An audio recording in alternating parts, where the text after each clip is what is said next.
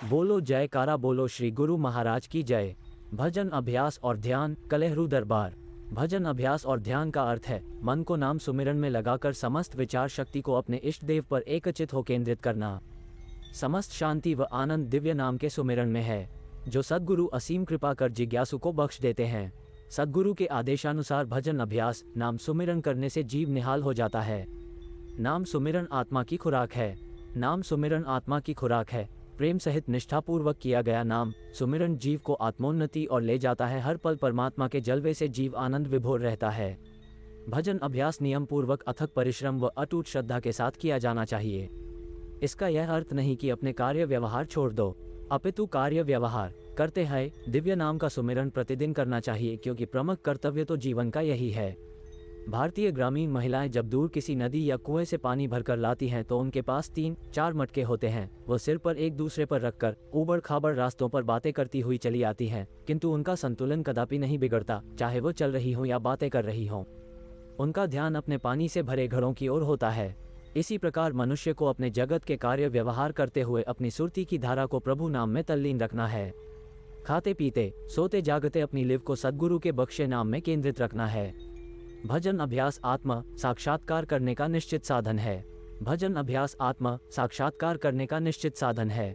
इसके द्वारा चंचल अस्थिर स्वेच्छाचारी मन सहजता से नियंत्रित किया जा सकता है। बहिर्मुखी मन को विषय भोगों से विमोहित हो ऐन्द्रिक उपभोगों में उलझा रहता है, किंतु भजन अभ्यास द्वारा प्रमादी मन स्थिर हो जाता है व परमात्मा के ध्यान में एकाग्र हो जाता है। बिना नाम सुमिरन के मदमस्त मन को नियंत्रित करना संभव नहीं है। प्रतिदिन भजन अभ्यास पर बैठने के लिए हृदय में चाह व लगन बढ़नी चाहिए।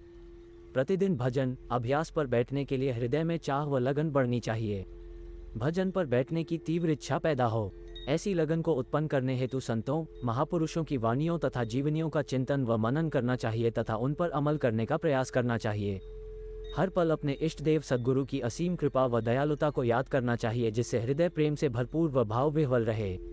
सद्गुरु की आज्ञा को हर वक्त शिरोधार्य करना चाहिए कि हर गुरुमुख के लिए 1 घंटा भजन अभ्यास प्रतिदिन करना अनिवार्य है। महात्मा गांधी जी का भी कथन है, दिन के 1 घंटे की प्रार्थना द्वारा मुझे दिन के बाकी है 23 घंटों में ठीक प्रकार कार्य करने की शक्ति प्राप्त होती है।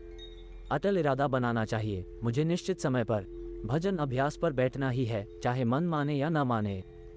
अपने मन को कभी प्रेम से तो कभी ताड़ना से अभ्यास में लगाओ। जरा सोचो, अगर तुम किसी को मिलने का समय देते हो और उस समय वहां नहीं पहुंचते तो क्या तुम अपना वायदा न निभाने की वजह से शर्मसार न होंगे? इसी प्रकार भजन अभ्यास का समय परमात्मा से मिलने का समय है। अपना वायदा निश्चय ही निभाना चाहिए। अगर तुम आदत डालने का पुरुषार्थ करोगे तो निश्चय ही तुम्हें अपना वायदा मन को आदत डालने का कुदरत तुम्हारी मदद करेगी। प्रेम व लगन से किए गए नाम सुमिरन द्वारा प्रभु का दर्शन अवश्य होता है। परमात्मा प्रेम की डोरी में बंधे प्रेमी के इसका एहसास सेवक स्वयं अपने अंतःकरण में स्वयं कर सकता है। भजन अभ्यास की विधि: सब सज्जन आसन लगा कर बैठें, आलस और सुस्ती को त्याग कर शरीर को सीधा रख कर बैठें। सुख आसन में दायां पांव ऊपर रहे और बायां उसके नीचे। सावधान बैठकर अपनी अंतर दृष्टि नाक के अग्रभाग पर रखें। दोनों हाथों को अपने घुटनों पर रखकर ध्यान मुद्रा में बैठें। अब श्वासों के जाप में अपनी सुरती को लगाएं। अजपा जाप में चित्तवृत्ति को लीन करना है। सुरती यानी चित्तवृत्ति की धारा और निरति यानी चित्त की अंतरीव दृष्टि दोनों ही आंखों के बराबर और मध्य में रहें। इस प्रकार भ्रूमध्य में ख्याल को लगाकर श्वासों का जाप करें। सावधान होकर पूरी रुचि और एकाग्रता से यह अभ्यास करें। जय सच्चिदानंद जी।